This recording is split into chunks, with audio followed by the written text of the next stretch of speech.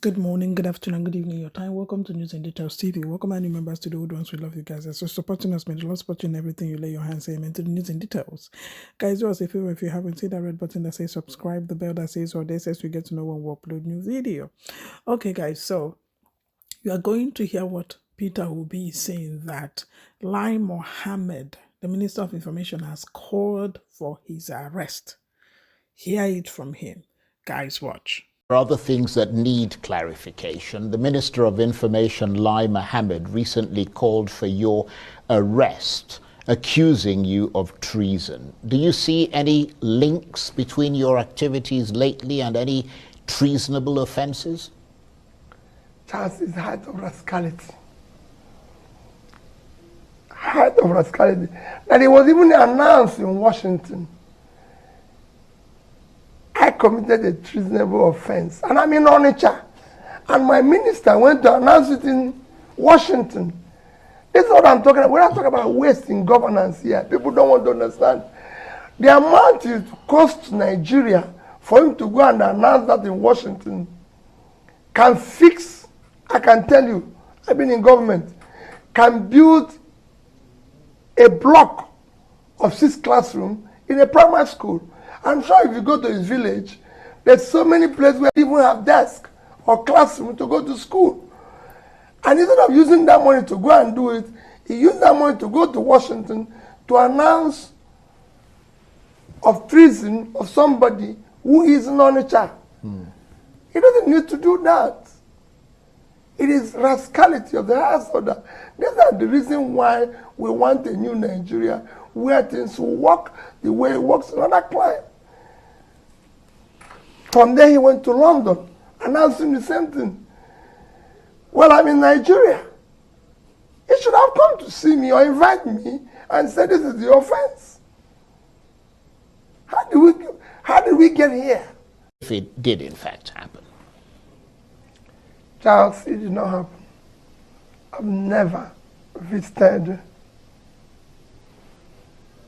him. I didn't. These are one of the things I'm telling you. They've turned the whole thing into a joke. So what it is now is, what are we going to do to crush this person? What are we going to do to label him this? If it is not to label him tribal bigot, religious bigot, if it's not sticking, maybe we'll find his family, maybe have a love child somewhere, maybe all sorts of things. Duplicated identity, everything. Because I've been to the UK about 3 times this year, this issue. So it's all about, let's go to Washington and announce to them that is treason, that is involved in this, involved in that. Charles, I did not visit anybody. Okay, well, that's a clarity. Charles, one, I was never arrested. I was never detained. And I did not commit any offense. I was stopped for a routine immigration check because there appears to be a duplication of my identity. And all this lasted for maximum of 20 minutes. And I was treated in what I do with all due respect. Charles, I lived in the UK in the 90s, say from 1993 until 2005. I remember meeting you in London, actually, in that period. Yes. Charles, not just that I lived there, from that 1993 till now is a period of, I have never been questioned, arrested, detained in any country in the world. I've never been, for any reason, found myself in any manner being questioned for any offense. I've not committed any offense. So it was a routine immigration check. And it lasted, like I said, less than 20 minutes. And I was actually given all the due respect by the border personality that interviewed me, who told me, your identity is duplicated, be careful.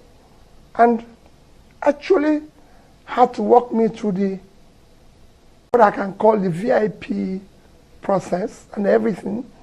And I have a written document from British government. I've seen that document. Thank you. I showed it to you. Clarifying the situation. He was never detained, and it was just a few minutes question and everything.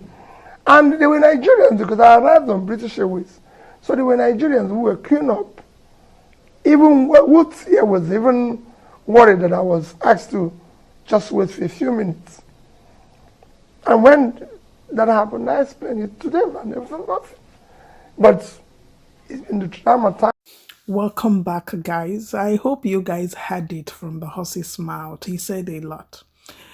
Honestly, how can the Minister of Information of the Federal Republic of Nigeria, the giant of Africa, fly to Washington, D.C. to go and announce that Peter Obi is committing treason? Does he even know the meaning of treason? Does he know the meaning?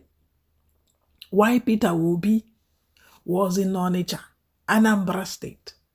And Peter Obi is still saying that that is the high level of rascality. You heard it from him. That why didn't he come to Nigeria and announce it and call for his arrest? Why did he go all the way to Washington? Peter Obi went ahead to say that is what he has been talking about. That money he used to fly himself to Washington, that would have been used to build classrooms. That would have been used to put in place for betterment of common Nigerians. Did we hear it? Honestly, I am glad I stumbled upon this video and I had to bring it to you guys because I know some of you will argue. All these people, you people make up stories. You heard it from him, right? For you to know the kind of minister of Lai Mohammed information we have, you have to know the meaning of treason. Treason is a very, it's a very big offense. So you want to tell us now petitioning for what you believe in, writing a petition against the election that was performed is now treason? Let me